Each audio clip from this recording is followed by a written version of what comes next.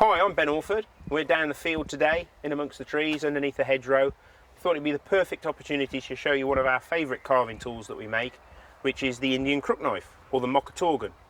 Now the Mocotaugan is the traditional name given for the Indian Crook Knife because it is based on a Native American tool.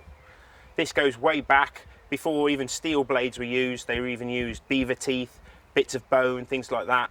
Obviously when they started trading with the first white settlers, they'd exchange goods for razor blades where they make their first steel blades. The perfect thing about the Indian Crook Knife is it's a combination tool. So you've got a straight knife, a draw knife and a gouge all in one package. So it's the perfect tool to carry with you in your rucksack. The combination of the Indian Crook Knife and a hatchet, you can pretty much fabricate anything you need on the trail. Whether you break your canoe paddle when you're paddling downriver, or whether you need to make yourself a quick bow when you're out in the woods. So we make 3 different styles of this tool. We thought it would be a perfect opportunity to show you those 3 styles, how to use them, how to look after them, how to sharpen them, and so you can get the best out of these tools that we provide. So let's introduce you to the 3 styles and their benefits. So we make 3 different styles of Indian Crook Knife, or Mocotaugan. We make a 4-inch version, which is the internal bevel version. So this has got a straight section and then a curved tip.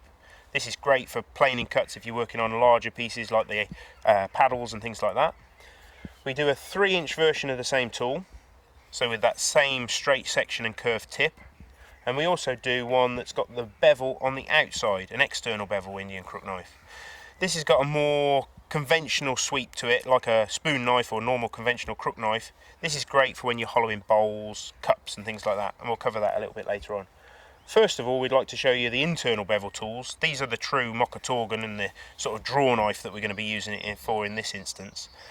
When you're first setting off with an Indian Crook Knife, if you've never used one before, I normally recommend going for the slightly shorter version, purely because it will be slightly easier to use, you won't be removing so much material, and it will give you the opportunity to strengthen up your wrist and your forearm and things like that. It'll also allow you to get a good technique before you start using the bigger tool. For most applications, you'll probably find that that 3-inch blade is plenty big enough anyway. Also, what I'd suggest, before you actually start major projects like paddles and things like that, is get some fresh wood, not too big a diameter. This is actually some nice green hazel that we've cut straight out of the hedgerow, and we can start using that straight away, and that's going to be nice and easy to carve.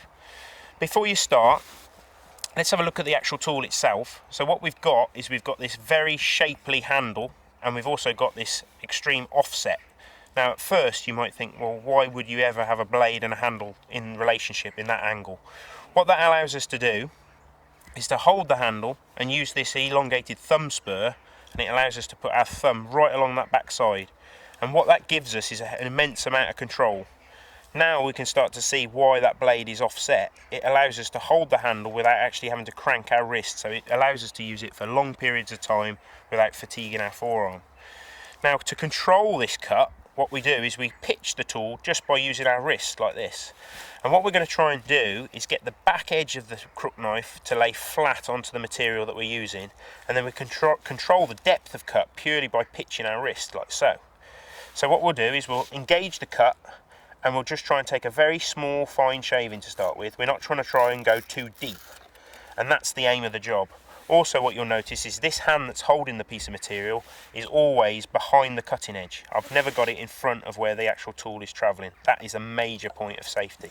So make sure that hand's behind the cutting edge. And if you find that the tool sort of digs in and stalls, it's because you're tilting your wrist slightly too much. So what you need to do is just change that pitch so that it just takes a very fine shaving, and you'll find with very little effort you can start to remove pretty sizable material. Now you are using it like a draw knife, so that cutting edge is coming back towards your body. Now some people will think drawing a knife towards yourself incredibly dangerous, but what we're going to do is we're going to make sure that we keep this elbow and our forearm that's holding the tool very tight and close to our body. And just by our natural mechanics of our body, our shoulder and our arm won't actually allow that tool to get too close to our body.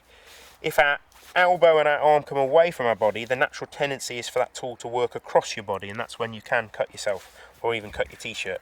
So make sure that you keep that arm tucked well in, that hand's behind the cutting edge, and then you can shave away quite merrily without actually giving any danger to yourself. And you can see we can get quite controlled cuts. We can make very small, fine shavings, as well as deep, long cuts. And it's quite an impressive bit of kit in your toolkit when you're out backpacking. We haven't got the luxury of having a big workbench or a shave horse and a draw knife, so this is just like having a draw knife with us at all times. The other advantage of this blade shape is if we wanted to do a bit of hollowing on our item that we're working on, you can just tilt the tool slightly and you can start to use the nose of the hook itself, and we can use that for hollowing. It's great on smaller projects like this, but it also really comes into its own if we use it on bigger items like these dough bowls. So if you are using it on something like this, a dough bowl, you can still hold it in the same manner. So you can hold the end of the bowl, rest the rest of it against your body, and you can use the nose of the tool then for cleaning up these deeper, larger vessels. The only time that you'll find that this style of crook knife is not actually that good is if you're working on a tighter radius. These larger, wider radius bowls, then the standard internal bevel crook knife is absolutely perfect for the job. For other vessels, we'll show you the other crook knife that will be more suited for the task. So you might find that if you're working on slightly tighter radius vessels, that the internal bevel crook knife actually starts to make this sort of juddering as it tries to make the sweep around the curve. If you're finding that, you're actually probably best off crossing over to the other tool, which is the external bevel Indian, and that allows the curved radius of the outside edge to follow the curve of our bowl. So this is a much tighter radius that we're working on this bit of willow. We still hold the tool in the same manner, so we're still using that thumb spur, and we'll still hold it in the same position, but because that bevel's on the outside, it allows us to follow the curve slightly easier and work with the grain direction. You'll find that it doesn't leave that sort of juddery finish that the internal bevel tool would probably leave on a tight radius like this. Also, what you can do, even though we've mostly designed the tool to be held in that position with the thumb along that back edge, you can still hold it like a conventional crook knife. So if you're working on a small eating spoon or maybe a cookser and you're just trying to clean up that difficult grain, you can work across the grain just like a normal crook knife, and you'll see that that curved tool will allow you to follow that radius. So that's how to use the three different styles of our Indian crook knife. We thought it'd be great if we showed you how to actually maintain it and sharpen it as well. So the best thing for actually keeping an edge on these tools is our carving tool sharpening set. So what that consists of is 2 sticks. It's got a flat side and then a radiused edge. You have 2 sticks, so one's got wet and dry sandpaper on it, and then one's got leather on it that you can put a honing compound on there, like Tormek paste.